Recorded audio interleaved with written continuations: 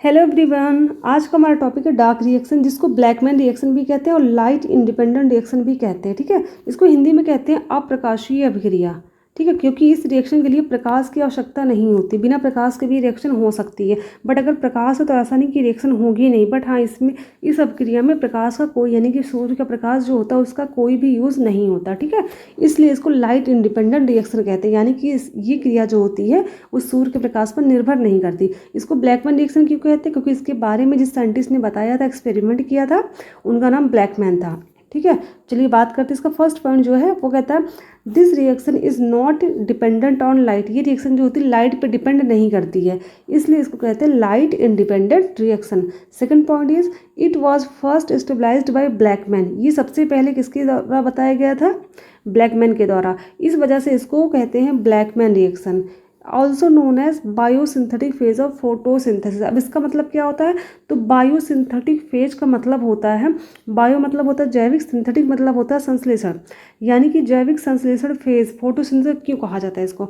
देखिए एक चीज़ ध्यान रखिएगा, जब डार्क रिएक्शन होती है तो जाहिर सी बात कोई अभिक्रिया अगर हो रही पौधे के बीच में तो उसको क्या चाहिए होगी? उसके लिए एनर्जी चाहिए होगी ना, ऊर्जा चाहिए होगी। अगर हम हैं, कोई काम हमें करनी होती है तो क्या करना होता है? हमें उसके लिए ऊर्जा चाहिए होता है। सेम वही चीज़ यहाँ पर भी है। ठीक है, डार्क रिएक्शन जब होती है पौधों में तो उसके लिए भी उसको ऊर्जा चाहिए होती है। अब ये ऊर्जा इनको मिलती कहाँ से है?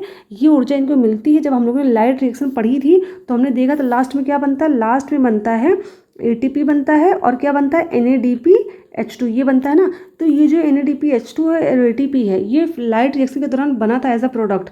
तो इसी दोनों का, ये दोनों एनर्जी के फॉर्म में होते हैं ना, तो इन्हीं दोनों का यूज़ क्या किया जाता है? डार्क रिएक्शन में किया जाता है एनर्जी के रूप में। ठीक है, तो याद रखिएगा डार्क रिएक्शन में ऊर्जा के रूप में किसका यूज़ करते हैं? जो लाइट रिएक्शन का प्रोडक्ट था। ठीक है, तो एक तरह से देखा जाए तो लाइट रिएक्शन ये क्या होती है? लाइट पर डिपेंडेंट तो नहीं करती, लेकिन जो लाइट रिएक्शन के दौरान प्रोडक्ट बनता है उसका यूज़ करके ये रिएक्शन क्या होती है? कंप्लीट होती है। इसी वजह से इसको कहते हैं biosynthetic phase of photosynthesis. Next point है Calvin and Benson's experiment on chlorella and scenedesmus green algae. अब तो क्लोरेला से याद आ गया, एक चीज़ आपको बता देते हैं। क्लोरेला जो होता है ये प्रोटीन रिच वो होता है, एल्गी होता है। जब कोई भी मतलब अंतरिक्ष यात्री स्पेस में जाते हैं तो क्लोरेला का यूज़ करते हैं वहाँ पर, क्योंकि बहुत ज़्यादा इसमें क्या होता है? प्रोटीन की मात्रा बहुत ज़्यादा पाई जाती है। ठीक है, ये एक एल्गी है, ये चीज़ ध्यान रखिएगा। तो जो कैल्विन थे एंड बेंसन थे, इन दोनों ने कैल्विन क्या किया था? इन्होंने क्लोरेला पर और सेंडेस्मस ग्रीन एल्गी पर एक्सपेरिमेंट किया था। क्या करने के लिए एक्सपेरिमेंट किया था? डार्क रिएक्शन के बारे में पता करने के लिए हर चीज़। ठीक है, तो इन्होंने इसके बारे में पता कर लिया था। फिर नेक्स्ट पॉइंट देखते हैं the first stable product of dark reaction is 3PGA, यानी कि 3PGA का मतलब है 3-फॉस्फोग्लिसरिक एसिड। यानी कि डार्क रिएक्शन के दौरान सबसे पहला जो प्रोडक्ट बनता है वो होता है 3-फॉस्फोग्लिसरिक एसिड। 3 का मतलब होता है जो ग्लिसरिक एसिड होता है उसको थर्ड कार्बन पर फास्फोरस ग्रुप, फॉस्फेट ग्रुप यानी कि लगा होता है। ठीक है, फॉस्फेट ग्रुप ये लगा होता है which is 3 carbon compound. So this reaction is called C3 cycle और C3 रिएक्शन। ठीक है, यानी कि जो फॉस्फोग्लिसरिक एसिड बनता है ना, ये 3 कार्बन का कंपाउंड होता है, इसी वजह से इसको C3 साइकिल भी कहते हैं और C3 रिएक्शन भी कहते हैं। ये चीज़ ध्यान रखें, प्रश्न ये पेपर में आ सकता है कि डार्क रिएक्शन को C3 साइकिल या C3 रिएक्शन क्यों कहते हैं? तो याद रखिएगा क्योंकि डार्क रिएक्शन के दौरान सबसे पहला जो स्टेबल प्रोडक्ट बनता है वो 3-फॉस्फोग्लिसरिक एसिड बनता है, जिसमें 3 कार्बन होते हैं। ये चीज़ ध्यान रखें, कितने होते हैं? 3 कार्बन होते हैं, इस वजह से इसका नाम है C3 साइकिल।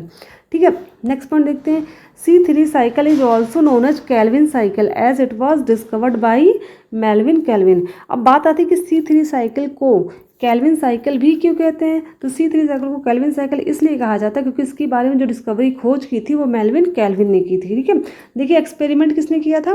कैल्विन ने एक्सपेरिमेंट भी किया था और डिस्कवरी भी कैल्विन ने की थी, ये चीज़ ध्यान रखिएगा। ठीक है, फिर नेक्स्ट पॉइंट आता है fixation of CO2 occurs in this cycle. अब देखो हम लोगों ने जब पढ़ा था फोटोसिंथेसिस के, हमने 2 फेज पढ़े, एक तो लाइट रिएक्शन, एक डार्क। लाइट रिएक्शन हमने क्या पढ़ा था? वाटर का जो वाटर था उसका फोटोलिसिस हुआ था और O2 फॉर्म हो गया था। ठीक, और पूरी रिएक्शन अगर हम फोटोसिंथेसिस बना करके देखें तो आपको ये चीज़ पता होगी। मैं यहाँ लिख लेती हूँ रिएक्शन क्या होता है। 6 CO2 के मॉलिक्यूल प्लस 12 H2O के मॉलिक्यूल रिएक्ट करते हैं, फोटोसिंथेसिस होती है इनके बीच में, क्लोरोफिल के प्रेजेंस में, मैग्नीशियम के प्रेजेंस में। उसके बाद क्या बनता है?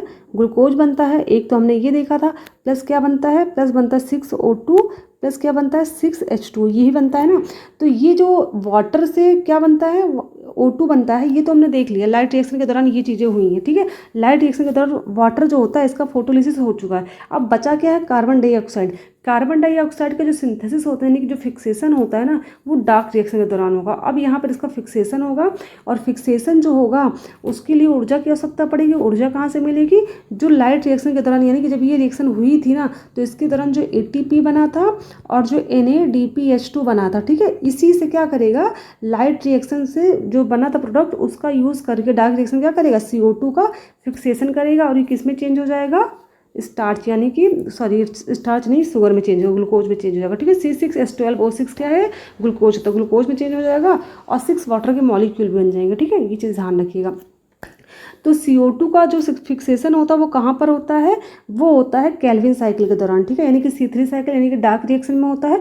लेकिन वाटर का जो हमने फोटोलिसिस देखा था वो लाइट रिएक्शन के दौरान होता है, ठीक है। ये चीज़ ध्यान रखिएगा, हम सिर्फ फोटोसिंथेसिस पढ़ लें, कुछ और नहीं पढ़े, ध्यान रखिएगा। चलिए देखते हैं कैसे होता है। अब देखो C3 साइकिल यानी कि जो डार्क रिएक्शन होती है कुछ ऐसे होती है। अब हम ध्यान से देखते हैं। सबसे पहले क्या CO2 होता है, एनवायरनमेंट में CO2 होता है, जाहिर सी बात है पौधों को कहाँ से मिलता है CO2, एनवायरनमेंट से मिलता है। अब ये CO2 जो पौधों को मिलेगा तो पौधे क्या करेंगे, रुबिस्को एंजाइम्स की प्रेजेंस में क्या करेंगे, रुबिस्को एंजाइम पौधों में पाया जाता है, ठीक है। इसके प्रेजेंस में क्या करेंगे, किस में चेंज हो जाएंगे, RUBP। RUBP का मतलब होता है राइबोलेज बाइफॉस्फेट, ठीक है, राइबोलेज बाइफॉस्फेट में चेंज हो जाएंगे। उसके बाद ये चेंज हो जाता है 3PGA में, यानी कि 3PGA का मतलब क्या होता है, 3-फॉस्फोग्लिसरिक एसिड के फॉर्म में चेंज हो जाता है। यही जो होता है सबसे पहला स्टेबल कंपाउंड होता है, यानी प्रोडक्ट होता है, ठीक है। इसका जो पहला प्रोडक्ट होता है स्टेबल वो होता है 3PGA, यानी कि 3-फॉस्फोग्लिसरिक एसिड बन जाएगा। उसके बाद 3-फॉस्फोग्लिसरिक एसिड किस में चेंज हो जाएगा, 1,3-डाइफॉस्फोग्लिसरिक एसिड में। किसकी वजह से चेंज होता है, इसने यूज किया ATP। ये 12 ATP के मॉलिक्यूल यूज़ करेगा, और 12 ATP से क्या होगा, एक एक फास्फोरस, यानी कि 12 फास्फोरस निकल जाएंगे, और ये 12 फास्फोरस जाके किससे रिएक्शन कर लेंगे, 3PGA से। और ATP किस में चेंज हो जाएगा, ADP में। एडेनोसिन ट्राईफॉस्फेट किस में चेंज हो रहा है, डाईफॉस्फेट में। D का मतलब डाई, T का मतलब ट्राई। अब यहाँ पर क्या, ATP के पास 3 फॉस्फेट होते हैं, कितने होते हैं, 3 फॉस्फेट होते हैं। लेकिन ADP के पास कितने होते हैं, 2 फॉस्फेट होते हैं, डाईफॉस्फेट, ट्राईफॉस्फेट, ठीक है। 2 फॉस्फेट कैसे बचे, क्योंकि इसने अपना फॉस्फेट क्या कर दिया, यूज़ कर दिया 3PGA को दे करके, ठीक है। ये चीज़ क्लियर हो गई। अब जैसे इसको एक फास्फेट मिल जाएगा तो जाहिर सी बात है पहला फास्फेट तो 3rd कार्बन पे लगा था, दूसरा कहाँ पे लग जाएगा, दूसरा लग जाएगा 1st कार्बन पे, इसलिए इसका नाम क्या हो जाएगा, 1,3-डाईफॉस्फोग्लिसरिक एसिड। डाई का यूज़ इसलिए किया गया क्योंकि यहाँ पर 2 फॉस्फेट ग्रुप आ गए हैं, ठीक है, एक 1st कार्बन पे है, एक 3rd कार्बन पे, इसलिए इसका नाम क्या हो जाएगा, डाईफॉस्फोग्लिसरिक एसिड, यानी कि 3PG कह सकते हैं हम लोग, 1,3-डाई-PGA। यही सेम चीज़ यहाँ बना है, ठीक है, बस थोड़ा सा चेंज आ गया क्योंकि एक फॉस्फेट ग्रुप यहाँ पर एक्स्ट्रा हो गया है, और कहाँ से आया वो, ATP से आया, ठीक, क्लियर हो गया। तो हमने देख लिया कि इन दोनों के बीच में ATP का क्या हुआ है, ADP में कन्वर्ट हुआ है, ये देख लिया।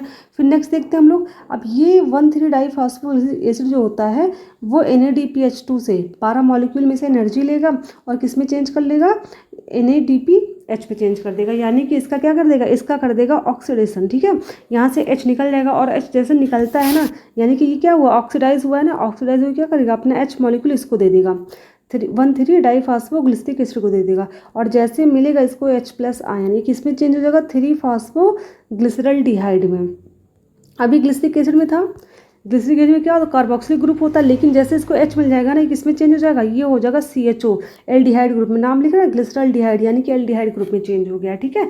तो यहाँ पर क्या हो जाएगा, 3-फॉस्फोग्लिसरल्डिहाइड में चेंज हो जाएगा, यानी कि एक फॉस्फेट ग्रुप भी यहाँ से निकल जाता है साथ में, ठीक है। फिर देखते क्या चेंज होगा, उसके बाद ये चेंज हो जाता है फ्रक्टोज 1,6-डाईफॉस्फेट में। किस में चेंज हो जाएगा, फ्रक्टोज 1,6-डाईफॉस्फेट। अब यहाँ पर जो कार्बन होते हैं, यहाँ पर कार्बन की संख्या कितने, 6 हो जाती है, क्योंकि फ्रक्टोज में नंबर ऑफ कार्बन कितने होते हैं, 6 होते हैं। ये चीज़ में ध्यान रखिएगा। फिलहाल मेन तो हमारा ये था कि कितने कार्बन का जो फर्स्ट प्रोडक्ट होता बनता है ये, बट यहाँ पर ध्यान रखिए जो ये फ्रक्टोज बनता है वो 6 कार्बन का होता है, ठीक है, क्योंकि ग्लूकोज की तरह ही सेम इसका भी फॉर्मूला जो था सेम होता है, बट स्ट्रक्चर जो था वो डिफरेंट होता है, ठीक। तो याद हो गया। फिर क्या होगा, उसके बाद जो फ्रक्टोज 1,6-डाईफॉस्फेट है ये किस में कन्वर्ट हो जाएगा, फ्रक्टोज 6-फॉस्फेट में, क्योंकि एक फॉस्फेट क्या होगा, इससे रिलीज हो जाए, निकल जाता है, ठीक है। फिर क्या हो जाएगा, फ्रक्टोज 6 फॉस्फेट किस में चेंज हो जाएगा, ग्लूकोज में या फिर हेक्सोज शुगर में। यानी कि फ्रक्टोज जो होगा वो ग्लूकोज में, फॉर्मूला सेम बट स्ट्रक्चर क्या और डिफरेंट हो जाएगा। ठीक है, ये चीज़ ध्यान रखिएगा, क्योंकि फ्रक्टोज में जो होता है वो कीटोन ग्रुप होता है और ग्लूकोज में जो होता है वो एल्डिहाइड ग्रुप होता है। ठीक है, उसके बाद ग्लूकोज जो होगा वो फाइनली किस में चेंज हो जाएगा, स्टार्च में। ठीक, तो ये चीज़ ध्यान रखिएगा, जो डार्क रिएक्शन होता है उसका लास्ट प्रोडक्ट जो होता है वो स्टार्च होता है। आपको ये चीज़ पता होगी ना कि पौधे जब फोटोसिंथेसिस करते हैं तो क्या बनाते हैं, स्टार्च के रूप में क्या करते हैं, एनर्जी को स्टोर करते हैं। ग्लूकोज तो लास्ट में बनता है, हमने देखा ना C6H12O6, ये ग्लूकोज तो बनता है, बट पौधे जो होते हैं ग्लूकोज को स्टार्च के फॉर्म में ही क्या करते हैं, स्टोर करके रखे रहते हैं अपने अंदर। ठीक है, तो ये चीज़ ध्यान रखिएगा कि लास्ट में क्या होता है, ग्लूकोज स्टार्च के फॉर्म में चेंज हो जाता है, यानी कि लास्ट प्रोडक्ट क्या बनता है डार्क रिएक्शन का, स्टार्च बनता है। ठीक है, और स्टार्टिंग में यूज़ किया होता है CO2 का यूज़ किया गया। ठीक, चलिए हमने ध्यान दे दिया इसको। अब मैं थोड़ा सा इनका फुल फॉर्म जो है यहाँ पे बता तो दिया, बट यहाँ पे लिखा है मैंने नीचे, अब देख लीजिए एक बार जाके तो आपको क्लियर हो जाएगा। RUBP इसका फुल फॉर्म मैंने लिख दिया है, राइबोलोज बाइफॉस्फेट PGA 3 फॉस्फोग्लिसरिक एसिड। ठीक है, इसका ये फुल फॉर्म हो गया यहाँ पर। अब बात करेंगे C3 प्लांट्स। C3 प्लांट्स कौन कौन से होते हैं, यानी कैसे ऐसे कौन से पौधे हैं जिनमें C3 साइकिल देखने को मिलती है। तो कौन से थे, बार्ली को मतलब होता है जई, जिसको जई कहते हैं। ठीक है, और ये वीट, गेहूं हो गया, ओट हो गया, sugar beet, ground nut, spinach, tobacco, cotton, soybean, large trees, grasses, ये सब जो होते हैं ये C3 प्लांट्स होते हैं। ठीक है, यानी कि इन सब में C3 साइकिल देखने को मिलती है। अब हम बात करने वाले हैं C4 साइकिल के बारे में। ठीक है, कि C4 साइकिल क्या होती है। तो C4 साइकिल क्या होता है, this cycle is found in tropical and सब ट्रॉपिकल रीजन। यानी कि ये जो होता है उष्णकटिबंधीय और क्या होता है सब उष्णकटिबंधीय क्षेत्रों में देखने को मिलता है, यानी कि ट्रॉपिकल और सब ट्रॉपिकल रीजन में ये प्लांट्स देखने को मिलते हैं। ये प्लांट होगी जाहिर से तभी ये साइकिल वहाँ पर देखने को मिलेगी। This cycle is defined by hatch and slag. ये साइकिल जो सबसे पहले किसके द्वारा बताई गई थी, हैच एंड स्लैग के द्वारा बताई गई थी। इस वजह से इस साइकिल का नाम क्या है, हैच एंड स्लैग साइकिल भी इसको कहते हैं। ठीक है, मोस्टली अब एक चीज़ पढ़ोगे साइंस में, साइंटिस्ट के नाम पर ही क्या होती है उस रिएक्शन का नाम रख दिया जाता है। क्यों रखा जाता है, क्योंकि उनके रेस्पेक्ट में, ताकि हम बच्चे जब उस चीज़ को पढ़ेंगे तो उनको लगे कि हाँ जिसने इसके बारे में बताया है उनका नाम ही क्या है इस रिएक्शन से ऐड कर दिया गया। बहुत बड़ी बात होती है किसी का नाम किसी रिएक्शन के साथ जोड़ देना। ठीक है, तो C4 cycle is occur in those region और places where value of CO2 is low. ठीक है, ये चीज़ ध्यान रखिएगा, जहाँ पर CO2 की वैल्यू बहुत कम होती है, यानी कि जहाँ पर कार्बन डाइऑक्साइड की मात्रा बहुत कम होती है वहीं पर C4 साइकिल देखने को मिलती है। यानी कि ट्रॉपिकल और सब ट्रॉपिकल रीजन में क्या होता है, CO2 की वैल्यू कम होती है। ठीक है, नेक्स्ट वन देखते हैं हम, mainly Gramineae family. Gramineae family का मतलब होता है जिसमें आलू आ जाता है। ठीक है, आलू जिस फैमिली में आता है उसी को बोलते हैं Gramineae family. Mainly Gramineae family that is monocot. आलू कैसा होता है, मोनोकॉट होता है ना, उसके बीच में क्या होते हैं, एक ही बीज पत्र होते हैं। सो C4 साइकिल यानी कि जो ग्रैमिनी फैमिली होती है, मेनली का मतलब होता है मुख्यतः। ठीक है, यानी कि सारे प्लांट जितने भी होंगे C4 साइकिल में सबके सब इसी फैमिली के होंगे, नहीं ऐसा कुछ नहीं है। इसका मतलब है कि मतलब अधिकतर प्लांट जो होते हैं वो ग्रैमिनी फैमिली के ही होते हैं। ग्रैमिनी फैमिली कैसी प्लांट है, मोनोकॉट है। इसका एग्जाम्पल आलू है, potato. Leaf of C4 plants have dimorphic nature. जो C4 प्लांट की पत्तियां होती हैं वो डाइमॉर्फिक नेचर की। तो डाइमॉर्फिक का मतलब होता है उनमें द्विरूपता पाई जाती है, यानी कि उसमें उसके मतलब जो स्ट्रक्चर होता है वो दो तरह से वो दिखाई देता है। ठीक है, vascular bundle of xylem phloem is surrounded by bundle sheath and bundle sheath is surrounded by mesophyll. यानी कि जो क्या होता है इनमें वैस्कुलर बंडल क्या होता है, जाइलम होते हैं और फ्लोएम होते हैं। ठीक है, जो ये कहाँ पाए जाते हैं, सेंटर में पाए जाते हैं। जाइलम का काम होता है पौधों में पानी को ट्रांसपोर्ट करना, और फ्लोएम का काम होता है पत्तियों में जो भोजन बन जाता है उस फूड का ट्रांसपोर्ट पूरे पौधों में करना। ठीक है, इन दोनों का यही काम होता है। और ये होते हैं वैस्कुलर बंडल। वैस्कुलर बंडल जो होते हैं वो बंडल शीथ के द्वारा सराउंड होते हैं। ठीक है, और जो बंडल शीथ होती है वो मेसोफिल सेल्स के द्वारा सराउंड होती है। ये सब पत्तियों में पाए जाते हैं। तो याद रखिएगा जो ये C4 साइकिल होते हैं इसका डाइमॉर्फिक नेचर किसकी वजह से होता है, एक बंडल शीथ की वजह से होता है, एक मेसोफिल सेल की वजह से होता है। बंडल शीथ जो होती है वो जाइलम फ्लोएम को सराउंड किए होते हैं, और जो मेसोफिल सेल होती है वो बंडल शीथ को सराउंड किए होती है। ठीक है, ये चीज़ ध्यान रखिएगा। तो यही दोनों पर आपको C4 साइकिल देखने को मिलेगी। अब बात करेंगे बंडल शीथ की। बंडल शीथ में क्या होता है, स्टार्च ग्रेन्स आर प्रेजेंट। यानी कि जो बंडल शीथ होती है यहाँ पर स्टार्च के ग्रेन पाए जाते हैं। स्टार्च के ग्रेन का मतलब है जो फोटोसिंथेसिस में लास्ट प्रोडक्ट बनता है ना, जिसके फॉर्म में क्या करते हैं, पौधे ग्लूकोज बना था उसको स्टार्च के फॉर्म में स्टोर कर लेते हैं। तो वो जो स्टार्च होता है उसके ग्रेन्स यानी कि उसके दाने जो होते हैं वो बंडल शीथ में पाए जाते हैं। लेकिन इसमें क्लोरोप्लास्ट कैसा होता है, लार्ज क्लोरोप्लास्ट पाया जाता है, और ग्रैनम क्या होता है, एब्सेंट होता है। अब ग्रैनम एब्सेंट है तो जाहिर सी बात यहाँ पर क्या होगी, लाइट रिएक्शन नहीं होगी। ठीक है, ये चीज़ भी ध्यान रखिएगा। अब आता है मेसोफिल्म।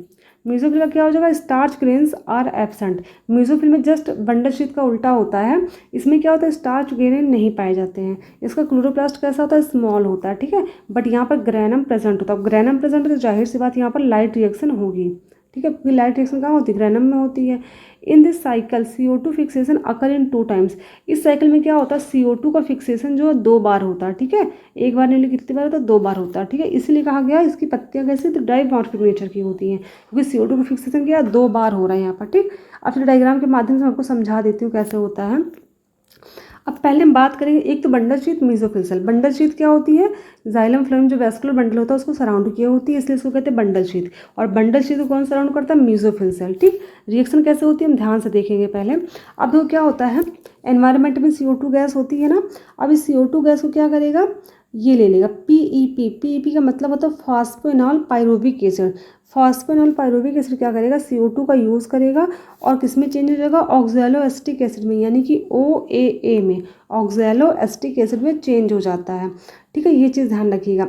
उसके बाद ऑक्सैलो एसिटिक एसिड जो होता है NADPH2 का यूज़ करेगा, क्या करेगा, एज आ एनर्जी यूज़ करेगा इसको, और इसके जो हाइड्रोजन आयन होते हैं वो ले लेता है, यानी कि NADPH2 क्या हो जाएगा, ऑक्सीडाइज हो जाता है, अपने H+ आयन को लॉस कर देगा और किसको दे देगा, ऑक्सैलो एसिटिक एसिड को दे देगा। अब ऑक्सैलो एसिटिक एसिड किस में चेंज हो जाएगा, मैलेट में चेंज हो जाएगा, ठीक है, और NADPH2 किस में चेंज हो जाएगा, NADP में चेंज हो जाएगा, ठीक। अब ये जो मैलेट बनता है ना, ये तो हो गया मेसोफिल सेल का प्रोडक्ट, ठीक है, ये हो गया प्रोडक्ट। अब यहाँ पर ये बन जाएगा मेसोफिल सेल में, उसके बाद ये मैलेट कहाँ पहुँच जाएगा, ये पहुँच जाएगा बंडल शीथ में, ठीक है, याद है कहाँ पहुँच जाएगा, बंडल शीथ में पहुँच जाएगा। अब ये बंडल शीथ में जब पहुँचता है ना, तो क्या होता है, बंडल शीथ में पाए जाते हैं मैलिक एंजाइम। इस मैलिक एंजाइम की प्रेजेंस में किस में चेंज हो जाएगा, पाइरुवेट में, किस में होगा, पाइरुवेट में चेंज हो जाएगा, जिसको पाइरुविक एसिड भी कहा जाता है, ठीक है, तो ये पाइरुवेट में चेंज हो जाएगा। यही पाइरुवेट क्या करता है, जा करके मेसोफिल सेल में पहुँच जाता है, यानी कि ओवरऑल देखा जाए तो ये रिएक्शन कैसी हो रही है, मेसोफिल सेल और बंडल शीथ में एक सर्कुलर फॉर्म में हो रही है, ठीक है।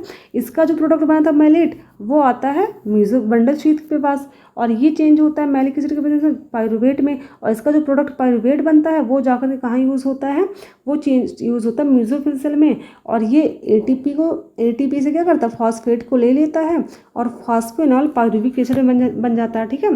पाइरुवेट होता है, फॉस्फेनॉल पाइरुवेट में चेंज हो जाता है, यानी कि फॉस्फेट यहाँ से ले लेता है ATP से और चेंज हो जाता है फॉस्फेनॉल में, ठीक है, और फॉस्फोरस यहाँ से निकल जाएगा, ये बन जाएगा ADP, ठीक है, जिस समझ में आ गए। और जब यहाँ पर मैलिक एंजाइम की प्रेजेंस में मैलेट टूटता है ना, तो यहाँ से CO2 भी निकलते हैं, ठीक है। इसी CO2 का यूज़ कहाँ किया जाता है, कैल्विन साइकिल में, यानी कि C3 साइकिल में इसका यूज़ फिर हो जाएगा, ठीक है, ये चीज़ ध्यान रखिएगा। तो एक बार तो CO2 का फिक्सेशन इसमें हो गया और एक बार कहाँ पर हो जाएगा, कैल्विन साइकिल के दौरान हो जाएगा, ठीक है, ये चीज़ ध्यान रखिए। तो इस तरह से CO2 का फिक्सेशन कितनी बार हो जाता है, 2 बार हो जाता है, ठीक है। तो हमने ये जो टॉपिक था पूरा कंप्लीट कर लिया है। अगर आपको कोई भी डाउट हो तो आप कॉमेंट सेक्शन में बता सकते हैं, और अगर आपको समझ में आ गया है तो भी आप ज़रूर बताइएगा, और अगर आप मुझसे कोई टॉपिक पढ़ना चाहते हैं तो वो भी आप प्लीज़ कमेंट सेक्शन में बताइए, मैं उसको पढ़ा दूँगी, ठीक है। और अगर आप लाइव रिएक्शन देखना चाहते हैं तो डिस्क्रिप्शन में लिंक दे दिए, आप जाकर के उसको देख सकते हो, ठीक है। Thank you.